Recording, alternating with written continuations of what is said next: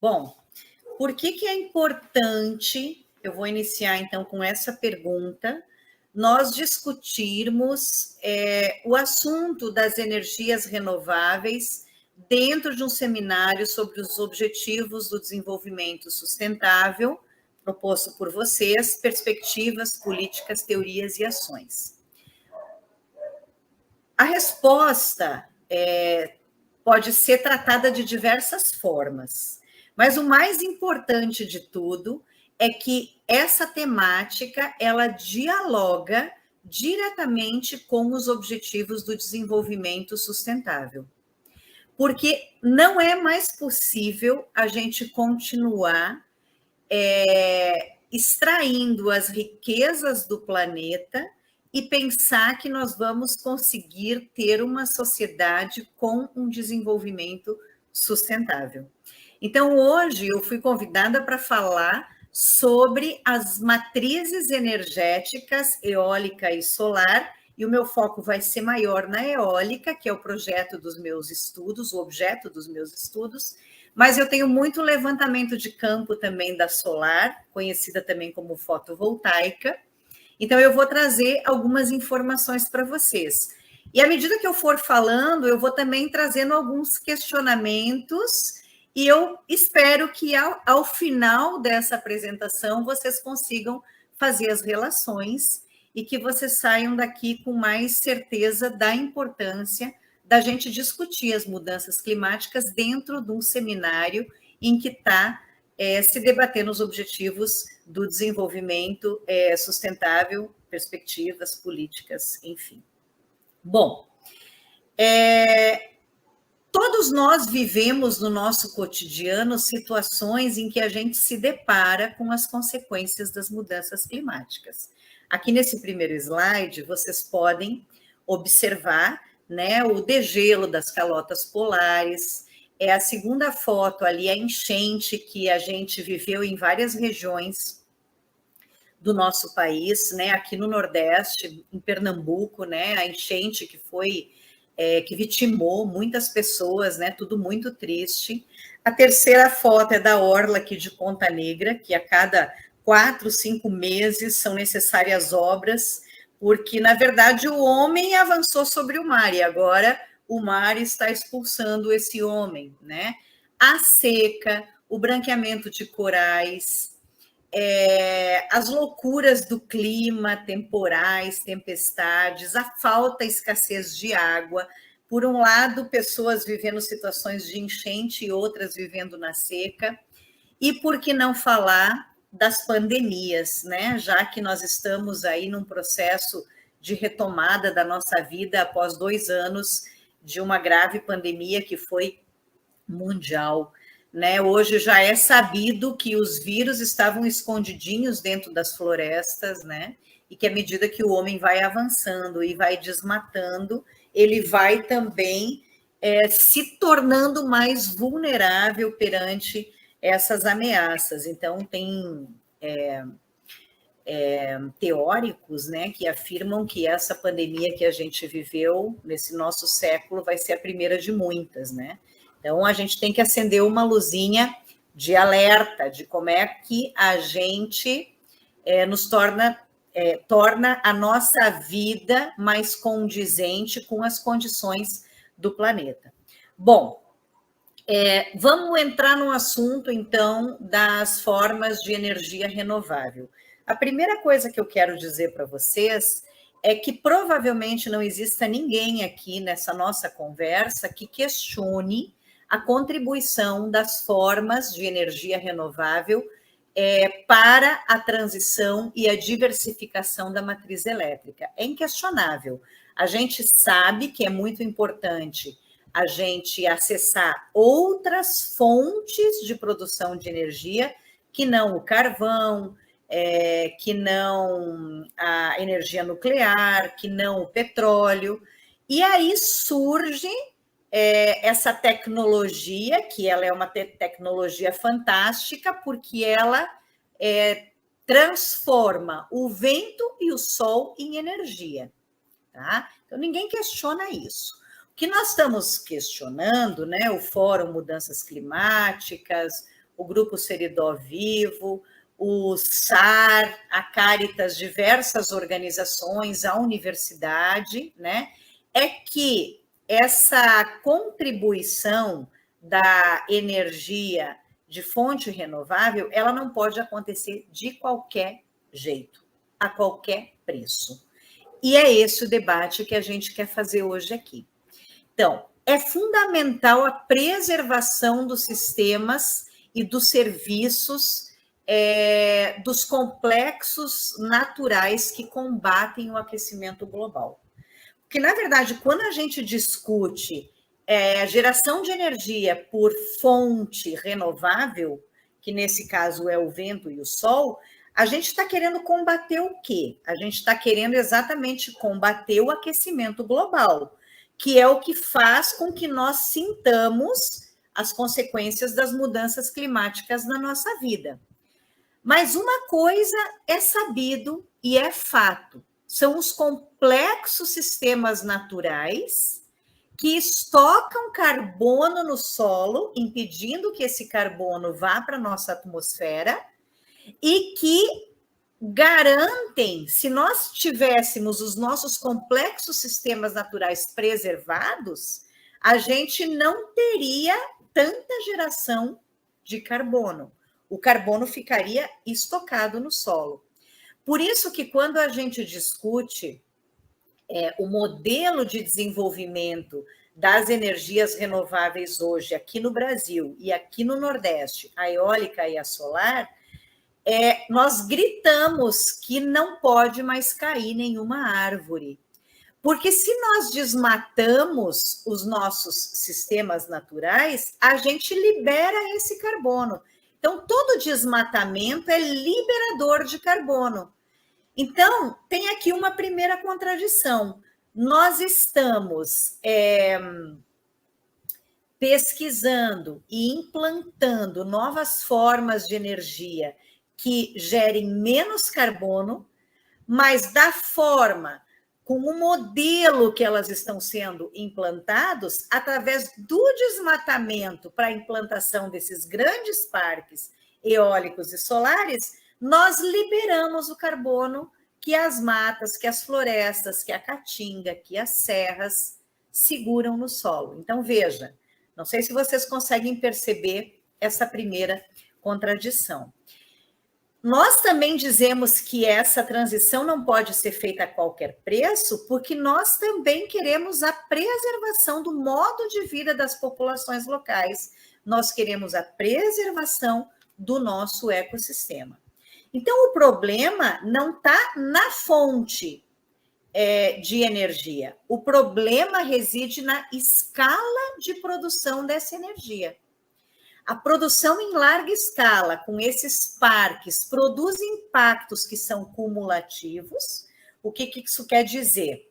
Você libera, autoriza um parque aqui, depois mais um parque de um lado, mais um parque do outro lado, mais um parque do outro lado, vai somando 20, mais 10, mais 15, mais 20 torres.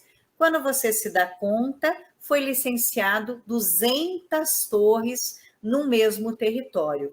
Isso provoca um impacto cumulativo que vai reverberar na fauna, na flora e na população que ali mora. O modelo de produção em larga escala, ele também produz impactos que são sinergéticos. O que significa isso? Impactos que alteram a dinâmica ambiental, além de violar os direitos da natureza e os direitos da população. Então, vejam, nós estamos questionando não a fonte, mas o modelo de implantação dela, tá? Os empreendedores, em geral, tanto os empresários quanto os governos, eles fecham os olhos para essas questões, utilizam o discurso de que esse tipo de energia traz desenvolvimento, gera empregos, e usam o conceito, o adjetivo de limpa, energia limpa, como forma de ganhar o apoio da população. E essa retórica passa a ser uma retórica que compõe o discurso hegemônico hoje na nossa sociedade. Então, é muito difícil nós nos contrapormos, porque em geral as pessoas dizem, pô, mas vocês são contra a produção, né, a diminuição da produção de carbono, vocês são contra as fontes limpas? Não, nós não somos contra a energia que advém da fonte eólica e solar. Mas antes nós somos a favor do meio ambiente, do respeito à biodiversidade e da preservação das comunidades tradicionais. Então, o que nós queremos é discutir o modelo de como essa fonte de energia ou essas fontes são implementadas. Bom, nós estamos dentro de um seminário de Objetivos de Desenvolvimento Sustentável, mas o que então isso tem a ver com esses objetivos? Como vocês estão vendo aqui na minha tela, deixa eu ver se eu consigo mostrar, o objetivo 7 se chama energia limpa e acessível. Primeiro que o conceito está errado, porque a energia está sendo adjetivada como limpa, e eu espero que até o final da minha apresentação vocês percebam por que a gente não pode tratar ela como limpa. E ela não é acessível. Certamente todo mundo que está aqui tem observado como a energia tem ficado mais cara, né? Então, esse objetivo não está sendo cumprido. No entanto, existem alguns grupos de pesquisa no mundo, inclusive é uma discussão que nós fazemos no grupo de pesquisa aqui na UFRN, de que muito dificilmente a gente consiga cumprir um objetivo sem descumprir algum outro. E vocês vão enxergando isso através da minha apresentação. O primeiro objetivo que a gente não consegue cumprir na íntegra com a produção da energia de base eólica e solar, ou qualquer outro tipo de energia, é a erradicação da pobreza. Porque tem um debate muito grande que vem acontecendo, e que eu também vou mostrar para vocês, que relaciona o modelo de exploração dessa fonte de energia eólica e solar, relaciona esse modelo com a segurança alimentar ou com a insegurança alimentar. Um segundo objetivo que a gente não consegue cumprir na íntegra é o 2, que fala de agricultura sustentável.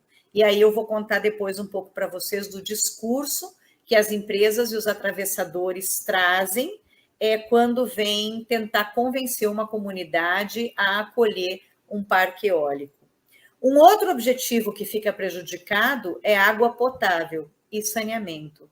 Hoje, as serras estão sendo cortadas aqui no Nordeste, que são nascedouros, né, de rios importantes. Em Pernambuco, tem uma região ali das serras que são consideradas a caixa d'água do Nordeste, da Caatinga. E essa natureza está sendo retirada e vai reverberar na escassez de água. Então, é um objetivo que, através do modelo de implementação das energias eólicas e solares, ele não vai ser cumprido. Um outro objetivo é o 8, trabalho decente. Quando eu apresentar para vocês como é que é o trabalho das pessoas que tiram os metais e os minerais da terra para a construção exatamente das partículas, de placas, de pedaços das estruturas da energia eólica e solar, vocês vão ver que o trabalho não é decente. Então, a gente não cumpre esse objetivo, por isso que essa energia não pode ser chamada de limpa. Para ser limpa, ela tem que ter trabalho decente. Ela não contribui para reduzir as desigualdades, ela não garante comunidades sustentáveis, bem pelo contrário. Não se realiza o debate do consumo responsável e com a ameaça agora dos parques offshore, parques no mar, que o Ceará e o Rio Grande do Norte estão enfrentando, nós também não vamos conseguir cumprir com o objetivo 14, que é a vida na água, porque os peixes vão estar ameaçados. Então, veja como esse debate é um debate importante de ser feito dentro dessa discussão dos objetivos sustentáveis. Aqui eu trago para vocês o mapa do Nordeste, e aqui está o Rio Grande do Norte, aqui está Paraíba, né, e Pernambuco, aqui esse grande é a Bahia, né, eu acho que vocês conseguem identificar. Então, veja como o Rio Grande do Norte está tomado por parques eólicos. Os pontos vermelhos são os parques que já estão operando, que estão em construção ou estão já aprovados, aguardando a obra iniciar. Os pontos verdes são aqueles que estão aguardando a liberação, aguardando o despacho de requerimento de outorga. Então, esse é o nosso quadro hoje no Nordeste. E aí eu trago para vocês também o quadro, esses dados são de hoje, da planilha da ANAEL, das usinas fotovoltaicas do Nordeste. A mesma coisa, tá? Só que em vermelho é o que está operando em construção ou aguardando a construção, e o verde é o que está aguardando o despacho de requerimento de outorga. Então, vou mostrar de novo o anterior, de eólicas. Olha a situação da Paraíba, alguns poucos parques, alguns aguardando a liberação, e a situação das usinas fotovoltaicas, vermelho já em funcionamento, sendo construída, e os verdinhos são as próximas plantas, são plantas grandes, tá? Bom, como é que é a capacidade do Estado hoje, da Paraíba, relacionada às usinas fotovoltaicas, solares? Tem 68 empreendimentos na Paraíba, se eu somar o que está operando, o que está sendo construído e o que está aguardando a obra iniciar, já está licenciado, num total de 2.712.621 quilowatts, tá?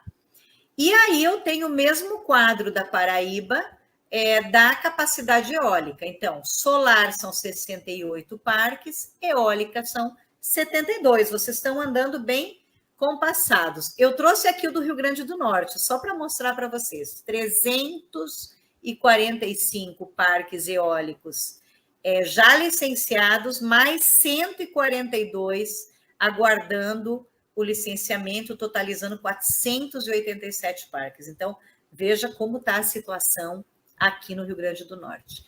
Aqui eu trouxe para vocês o gráfico da capacidade instalada no estado da energia eólica. Essa capacidade já é a potência outorgada em gigawatts. Então, vocês podem ver que, em primeiro lugar, está o Rio Grande do Norte, com 6,8 gigawatts, a Bahia, com 6,3, e aqui está a Paraíba, ó, com 0,6. Não tem nenhum gigawatts ainda. Em relação à energia solar, em primeiro lugar, aqui eu não consigo ver agora quem é que está aqui, mas a Paraíba está aqui com 0,5%, muito parecida com a produção de energia eólica. Então, veja que isso está andando junto, né, de mãos dadas aí na Paraíba. Bom, mas e o que eu tenho a ver com isso? No que isso afeta a nossa vida? Se nós pegarmos novamente aqui o mapa do Nordeste, a gente vai ver que ele é bem coincidente com o mapa da Caatinga, certo? A Caatinga, ela só avança um pouquinho aqui sobre Minas, mas aqui estão todos os estados do Nordeste. O bioma Caatinga, ele é considerado o maior e a maior e a mais diversificada floresta seca do mundo. Não é porque não chove, porque não é úmida, que não é floresta e que não tem o seu valor. Ela é considerada a maior e mais diversificada floresta seca do mundo. É a região árida mais populosa do planeta. A gente pode ver aqui que cerca de 20 milhões de brasileiros vivem na região da Caatinga, a mais populosa do mundo. Isso são dados do WWF e do IBAMA, tá? É um bioma que é berço de diversas nascentes de água. No entanto, atenção para esse dado: 78% de toda a energia eólica produzida no Brasil é produzida aqui, na Caatinga, no Nordeste. Tá? Em Pernambuco, existe um problema muito áreas de grande altitude, que são chamados de brejos de altitude, que eu comentei agora há pouco, que são considerados verdadeiros oásis, verdadeiras caixas da água. E o que aconteceu em Pernambuco?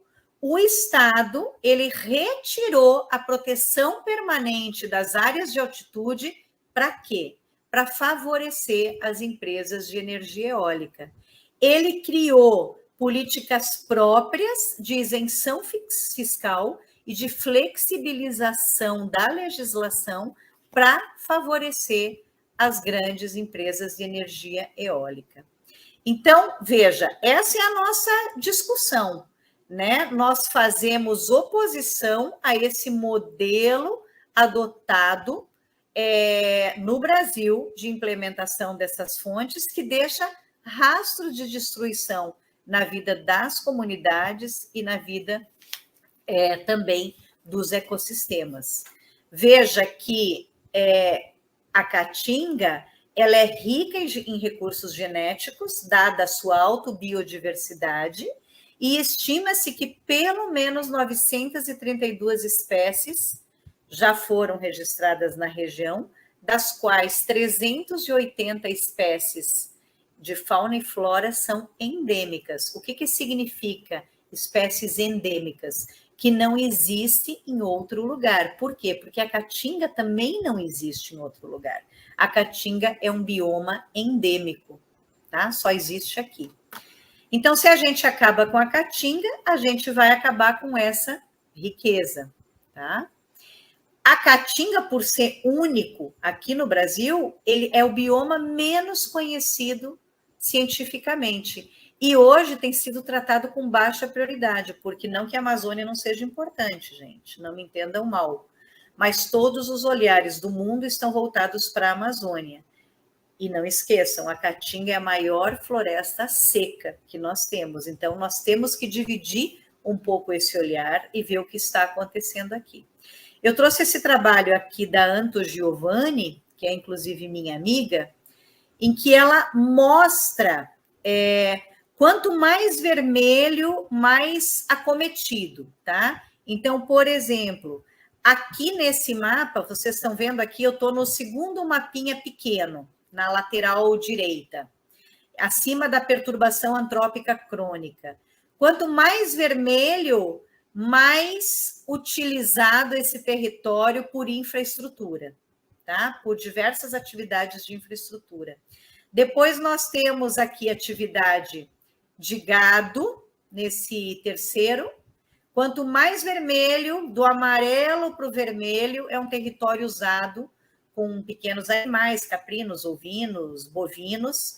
Aqui no mapa de baixo, onde está bem vermelho, é desmatamento, queimada, uso da lenha na caatinga, porque a gente sabe que como é um bioma que ele é muito ocupado pelas pessoas, muita pobreza, a gente viu agora com a pandemia, quantas pessoas pararam de usar o gás, porque não tinham recurso para comprar o gás de cozinha, e eles tiram a lenha da caatinga para poder cozinhar e poder se alimentar, tá? E aqui o último é por queimadas, por fogo, então bem menos, tá? Quem mais estraga, digamos assim, interfere na caatinga,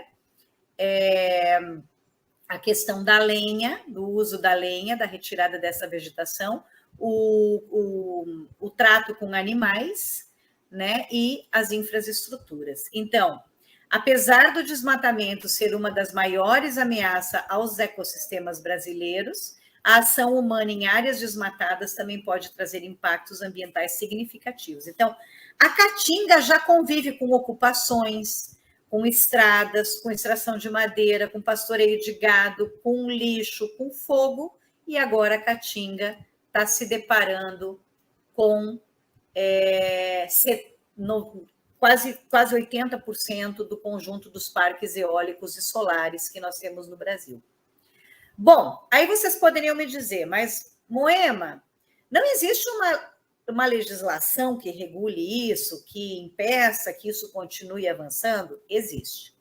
Nós temos, eu vou passar bem rápido por isso aqui para não perder muito tempo e depois falar um pouquinho mais dos impactos. Nós temos a resolução CONAMA 462, que é do ano de 2014, que ela diz o seguinte: cabe ao órgão licenciador o enquadramento quanto ao impacto ambiental desses empreendimentos, tá? Mas o que é interessante aqui? Que empreendimentos eólicos são considerados a priori de baixo impacto ambiental e podem ser licenciados por meio de procedimento simplificado, que é a briga que nós temos, o conhecido RAS, Relatório Ambiental Simplificado. Mas essa mesma resolução, ela diz o seguinte, o que está em laranja aqui: no entanto, será exigido EIA-RIMA, que é estudo de impacto ambiental, seguido do relatório de impacto do meio ambiente, e obrigatório a realização de audiência pública, caso o empreendimento seja instalado em uma das seguintes áreas, que é tudo o que acontece aqui na nossa região: formação de dunas, planície de deflação, mangues e áreas úmidas, mata atlântica e implicar em supressão da vegetação primária e secundária, zona costeira, área de rota, pouso, descanso, alimentação e reprodução de aves migratórias, locais que venham a gerar impactos socioculturais diretos, áreas com ocorrência de espécies ameaçadas de extinção e áreas de endemismo restrito, que é a nossa caatinga. Então, veja só, por essa resolução, mesmo que a priori eles não são considerados de alto impacto, em função das características da área de implantação, a gente tem que exigir o EIA-RIMA e a realização de audiência pública. Mas acontece o seguinte: existe uma outra resolução que é anterior, que é essa daqui, do CONAMA 369, de março de 2100, que dispõe sobre a excepcionalidade, os casos excepcionais de utilidade pública e de interesse social. E aí nós temos o artigo 2º, que diz o seguinte: utilidade pública são as obras essenciais de infraestrutura destinadas aos serviços públicos de transporte, saneamento e energia, ou seja, usinas eólicas, dada sua natureza de empreendimento energética, apresenta legalidade na intervenção em APPs, salvo a inexistência de alternativas locacionais mais viáveis ambientalmente.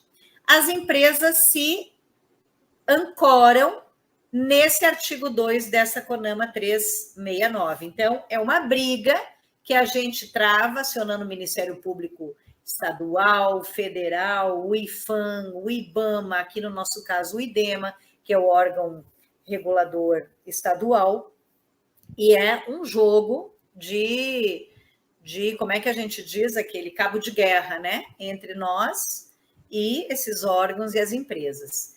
Mais uma informação para vocês relacionada à tributação. Muita gente diz assim: mas vale a pena porque tem royalties. Não tem royalties. No Brasil, as únicas situações que são gerados royalties é o petróleo, as hidrelétricas e a mineração, tá? Então, a energia eólica e a energia solar não geram royalties. E mais uma situação que é grave: lá quando foi criada a nossa Constituição em 88, decidiu-se que, no caso de energia, todos os tributos gerados, eles seriam gerados no estado que consome e não no estado que produz. Então, o Nordeste produz hoje 90% da energia eólica e solar do Brasil, mas quem lucra com o tributo que advém dele é o estado que consome. Então, é onde está o agronegócio, é onde está o núcleo produtivo, São Paulo, Minas, Paraná, Rio Grande do Sul, e não o Nordeste, porque nós aqui temos poucas empresas consumidoras, poucos vetores de desenvolvimento que são muito consumidores de energia. Então, percebe que é uma discussão que sempre, por onde a gente olha, ela nos prejudica.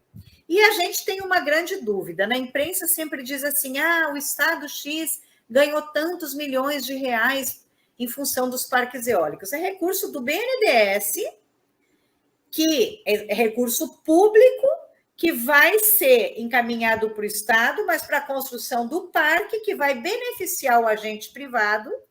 E, pasmem, 90% dos recursos do BNDES que são liberados para a construção dos parques, vem do FAT, do Fundo de Amparo ao Trabalhador, que é recurso nosso.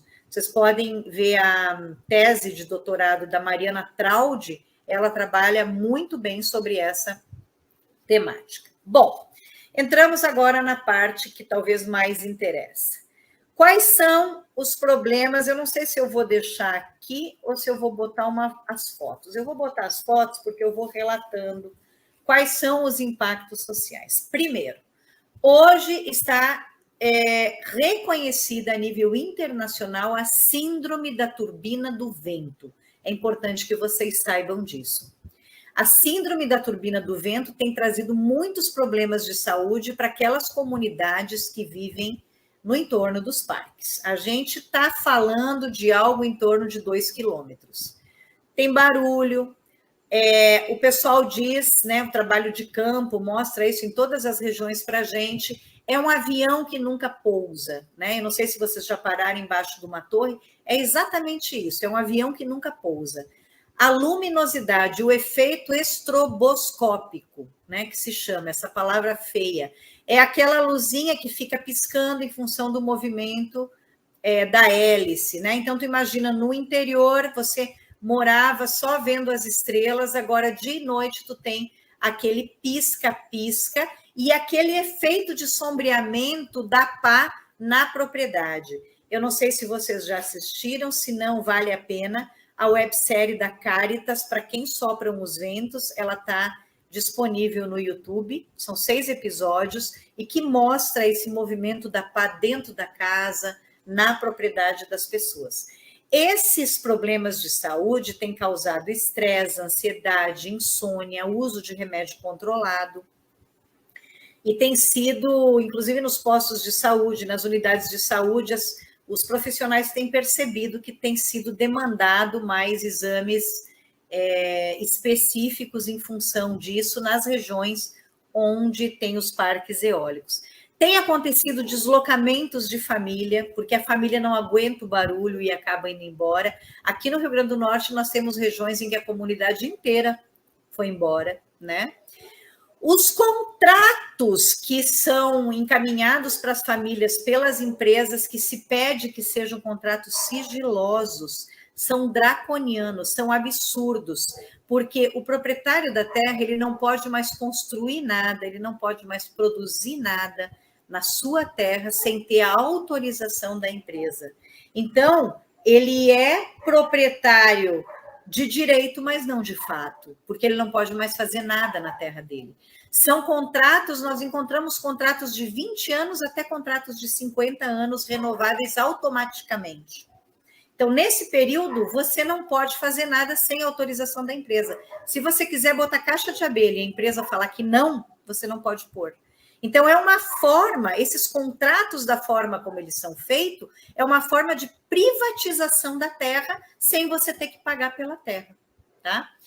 Os parques limitam a circulação, só existem 2 comunidades aqui no Rio Grande do Norte, eu posso falar com mais propriedade daqui, em que não foi cercada a área inteira do parque.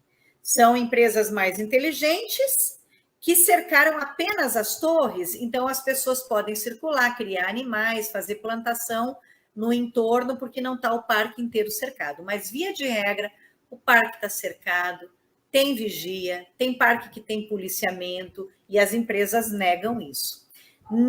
Deste ponto de vista, há uma redução do território dessas comunidades para plantar, o que vai dialogar com a insegurança alimentar, tá?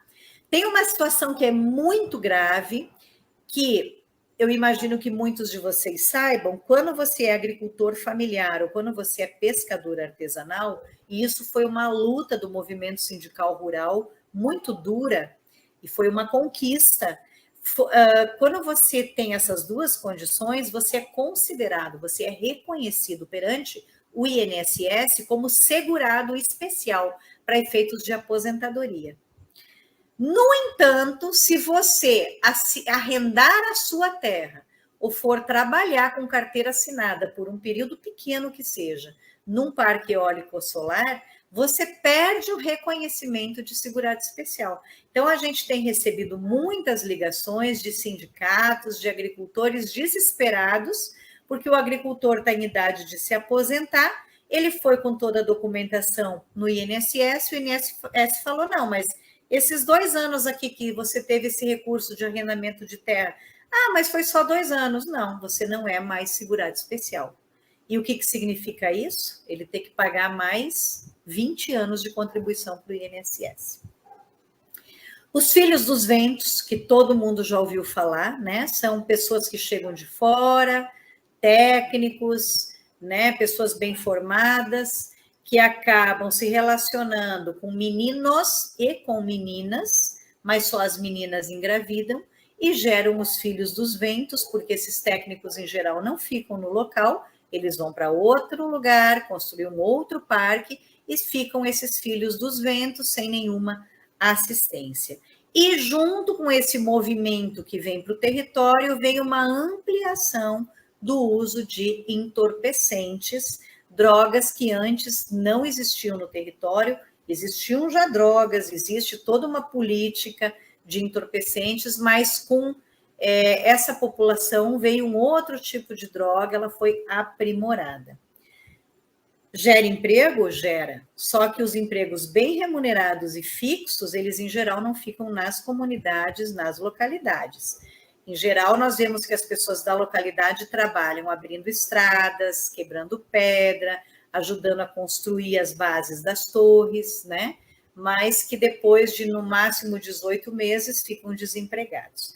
Em termos de impacto ambiental, a gente consegue ver alguma coisa aqui nessas fotos. Supressão da vegetação. A maioria dos parques usa água das lagoas para fazer essas bases aqui. Eu gostaria que vocês olhassem, né? Essa figura, a última figura aqui da primeira linha, o tamanho da base de uma única torre comparada com esse guindaste, com as pessoas que estão trabalhando, o aprofundamento que isso é para baixo do solo. Então, todo cimento, o concreto precisa de água, então é utilizada das lagoas, dos poços artesanais, as lagoas são aterradas, a paisagem é descaracterizada, existe o corte, né, aqui das dunas, corte de serras, a perda da vegetação nativa, falamos lá no começo, nenhuma árvore a menos, né, são milhares de árvores a menos, e a alteração migratória de várias espécies, além do que tem se observado, principalmente em relação às abelhas e em relação aos bovinos, diminuição da produção animal, as abelhas estão produzindo menos mel, os animais bovinos estão abortando os seus fetos, e nós temos uma preocupação muito grande, que é a seguinte, eu não sei se vocês já viram o tamanho do caminhão que passa na estrada, trazendo essas estruturas das torres eólicas e solares, né? O gasto de energia, o empenho que é isso, eu deixo uma pergunta para vocês.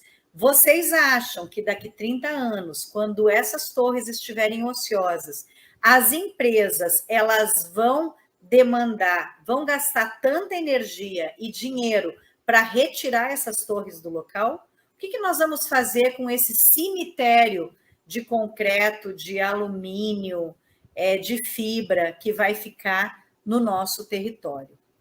Então, veja, em síntese, esse modelo é um modelo que desaloja comunidades, desabriga parte significativa de espécies da fauna, fragiliza os ecossistemas, gera insegurança alimentar, eu acabei não falando, mas os atravessadores, que são aquelas empresas que vêm em nome da empresa mandatária, nos territórios, convencer as comunidades a arrendar suas terras. Nós temos vídeos com isso gravados, estamos organizando, inclusive, uma denúncia no Ministério Público. Eles dizem, por que vocês vão continuar trabalhando debaixo desse sol, sem água, sofrendo, se vocês podem ficar sentados na varanda, na casa de vocês, e recebendo R$800 por mês do arrendamento da terra? Isso mexe com a nossa segurança alimentar, porque a gente sabe que a pesca é importante, porque 70% da proteína que o nordestino tem na mesa é o peixe que vem da pesca artesanal. A gente sabe a importância da macaxeira, da batata doce, do milho aqui na nossa realidade.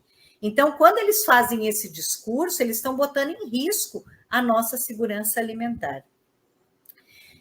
Esse modelo centralizado, ele privativa os bens comuns, a terra, o ar, a água e as nossas florestas. Então, nós defendemos que é possível uma transição energética que seja popular, inclusiva e com justiça socioambiental, a partir de pequenos projetos de energia solar, descentralizados, nas comunidades, em cima dos telhados. Nós não precisamos gerar energia com esses parques nesse modelo centralizado que só deixa malefícios com muito pouco benefício, que seriam alguns empregos esporádicos, e a geração do ISS e do ICMS, que vai direto para o bolso da prefeitura e que não passa pelo portal da transparência e que ninguém sabe o que é feito com esse dinheiro. Porque, efetivamente, o que nós temos visto nos municípios é que os municípios não têm se desenvolvido, não tem melhorado o esgotamento sanitário, não tem melhorado as escolas, não tem melhorado o posto de saúde, não tem melhorado as estradas. Eu trago aqui para vocês uma foto de São Miguel do Gostoso antes do parque eólico e aqui depois do parque eólico. Ela não é exatamente a mesma foto, ela está um pouco mais para o lado uma do que a outra, mas só para perceber a diferença. Pelos estudos que nós temos feito, a metade da população gosta mais dessa paisagem, a outra metade gosta mais desta, é o meu caso, tá? Então, uma estrada que foi construída sobre o lago, né? 2 lagoas aqui interdunares que foram recortadas para garantir o trânsito de caminhões, o parque em cima da duna. E aqui é o que tem acontecido essa semana na nossa serra, nas nossas serras, isso aqui é no Seridó, aqui do Rio Grande do Norte, na região de Currais Novos, o desmatamento que está sendo feito, os cânions que estão sendo criados, olha o tamanho das pedras, né? Essa foto aqui está localizada aqui, ó, nesse desmatamento que foi feito aqui na nossa serra, para ser construída, implantada essas torres eólicas, é uma tristeza absurda. Bom, bem rapidamente eu vou passar sobre o bioma marinho costeiro, que não é a realidade de vocês aí na Paraíba, mas que vocês precisam saber, né? O bioma marinho costeiro também, composto por manguezais, recifes de corais, praias, falésias, ilhas e tal, esse azul mais claro do nosso mapa, aqui está o Rio Grande do Norte, a Paraíba, o Ceará. Tem essa novidade, então, agora, na porção norte, que é exatamente acima do Rio Grande do Norte e do Ceará, onde nós temos a plataforma marítima mais rasa e, portanto, é mais econômico para as empresas instalar essas torres. Não tem obstáculo geográfico, não tem especulação imobiliária, não tem briga socioambiental, não tem presença de comunidade, então é mais fácil, né? Está aqui, onde está em vermelho, em 3 estudos, a plataforma marítima mais rasa, bem em cima do Rio Grande do Norte e do Ceará. E aí já estão aqui no Rio Grande do Norte, eu nem trouxe os do Ceará, poderia ter trazido, já estão em disputa de licenciamento. Aqui está Touros, que é bem na esquina do Rio Grande do Norte, até aqui que é o Ceará. Esse pedaço de mar aqui é nosso, mas tem um parque do Ceará nele. Então, são 1.224 torres que estão pleiteando a sua colocação aqui. É exatamente, aqui eu trouxe para vocês o mapa do território da pesca artesanal no Rio Grande do Norte, que foi gerado pelo IFAM, e aqui eu fiz uma sobreposição dos dois. Esse conjunto de parques no mar está entre esses 2 X vermelho, coincide exatamente com o território da pesca, nessa porção aqui, né, dessa zona econômica exclusiva, sendo que está essa zoninha aqui, sendo que é uma tecnologia nova, ainda em fase de desenvolvimento, e que há um desconhecimento da escala de impactos ambientais, especialmente aqui, deixa eu mostrar aqui nesse mar territorial, né? Esse mar territorial aqui, que é mais próximo a nós, esses impactos que vão ter aqui. Não se sabe o que os ruídos vão causar, as vibrações das perfurações, a alteração da geomorfologia, o impacto no fundo do mar através dos cabos de eletricidade do campo eletromagnético que vai ser gerado para a vida dos animais, tanto no mar quanto os que sobrevoam essa porção. Temos diversos exemplos já na Alemanha, né, de impactos que deu com a população de golfinhos, que era bastante importante ali para a Alemanha, enfim. Então, aqui fotos da pesca artesanal, e eu gostaria, então, de ir finalizando a minha fala, dizendo para vocês que nós não podemos adjetivar a energia eólica e solar como limpa, elas são de fonte renovável, mas não são limpas, porque os impactos não são só aqui. E cada vez mais a gente precisa olhar para as práticas utilizadas pelas indústrias que fornecem os metais e os minerais, que são cobalto, cobre, lítio, cádmio e outros, que são necessários para a construção dessas novas tecnologias. Então, a gente fala hoje que, mesmo que essa tecnologia ela é entendida como verde, como limpa, como sustentável, existem processos que são insustentáveis ao longo da cadeia de suprimentos. Existem processos que não são tão limpos ao longo da cadeia de suprimentos. E aqui eu trouxe um gráfico para vocês.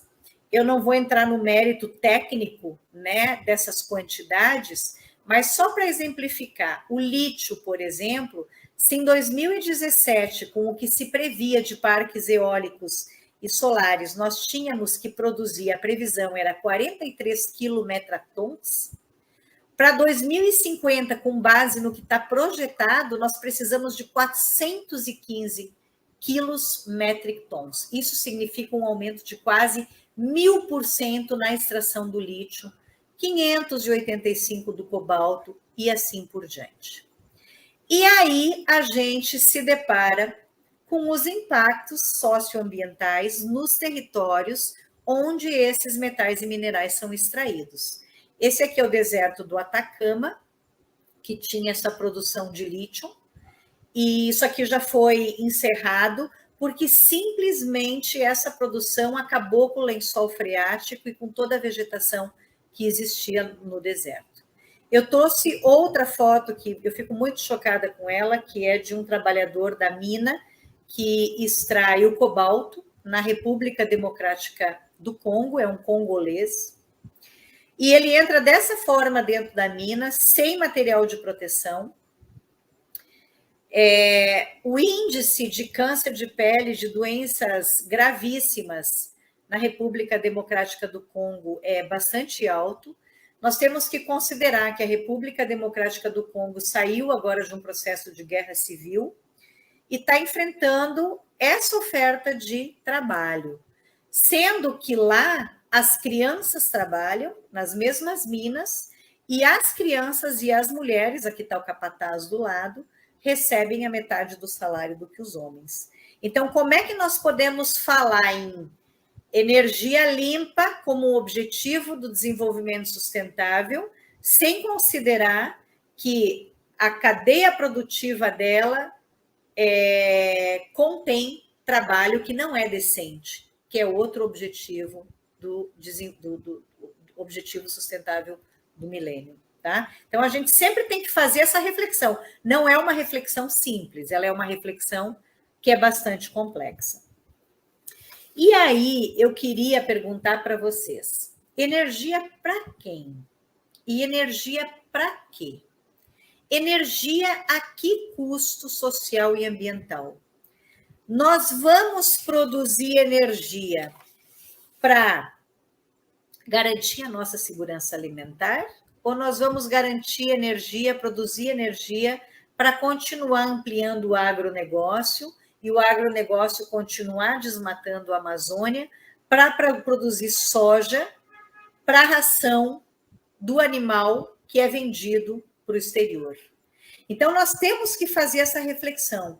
Eu acabei não citando aqui na minha apresentação o hidrogênio verde, que é uma outra forma de energia que já está em disputa aqui no Nordeste, que praticamente toda, assim como a eólica no mar, vai ser migrada para a Europa. Não é uma energia que vai ficar no Brasil.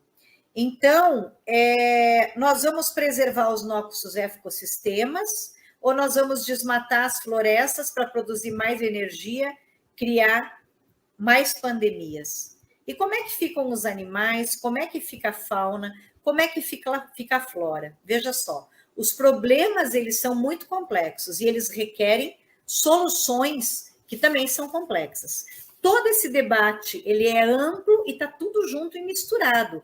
Tu não pode só discutir a geração de energia por uma fonte de forma isolada, como se não existisse todo esse contexto. Então, para encerrar, eu pergunto: energia para quem e para quem? E aqui eu quero trazer alguns dados. O Brasil é um dos maiores exportadores de produtos agropecuários, gado. É o segundo lugar na produção de carne bovina e soja. É o primeiro colocado na produção de cana-de-açúcar. Cerca de 70% de gases do efeito estufa são emissões diretas destes setores, em função principalmente do desmatamento e da expansão da fronteira agropecuária. Em torno de 50% de todos os gases do efeito estufa provém da cadeia da produção da carne de laticínios. Em outros países, provém da queima de combustíveis fósseis. Aqui no nosso negócio, no nosso país, é basicamente desmatamento para ampliar a fronteira do agronegócio, né? E essa produção de carne de grão só cresce para atender o quê? Principalmente a demanda do mercado mundial, tá? O Brasil é o segundo país com a maior perda de cobertura florestal nos últimos anos e nesses últimos 4 anos, de forma crescente. O Brasil assumiu o compromisso no Acordo de Paris das Mudanças Climáticas, em 2015, de reduzir as suas emissões em 43% até 2030. Isso significa que o setor agropecuário, o agronegócio, precisa reduzir pelo menos 50% da emissão dos gases de efeito estufa advindo da sua produção, mas o desmatamento só cresce. Então, o que nós defendemos? Manejo sustentável, redução do desmatamento sobre os ecossistemas, agricultura familiar, a pesca artesanal, um outro modelo de desenvolvimento, tá? Então, veja, quando a gente diz que a energia eólica e solar é limpa, a gente tem que ter presente que elas estão dentro, essa forma centralizada, essas grandes plantas, estão dentro de um projeto do capitalismo, uma sociedade capitalista, e é o mesmo colonialismo de todas as empresas que aqui chegaram, só que com uma outra roupa. Ela hoje usa uma capa verde e limpa. E isso torna o embate e a discussão, né, mais difícil, né? Mas a gente não pode esquecer que esse modelo privatiza o bem comum, o ar, a água, o sol, as florestas, e precisa de um grande estoque de terra. Na verdade, nós deveríamos era discutir o consumo. Consumir menos, produzir menos gado, produzir menos soja, precisar menos de combustível, andar mais de transporte coletivo e diminuir as desigualdades a partir da cobrança de imposto dos bens de luxo dos ricos. O que nós precisamos é decrescer a economia material para que a economia natural cresça, para que as florestas cresçam e para que a gente tenha um planeta em condições de acolher a vida dos nossos filhos, dos nossos netos e dos nossos bisnetos. Eu queria finalizar dizendo o seguinte: tudo que eu compartilhei com vocês aqui Tudo que aparece aqui nessa minha explanação é fruto de muito trabalho, de muito estudo e de escuta de muitas comunidades que vivem essa nova realidade.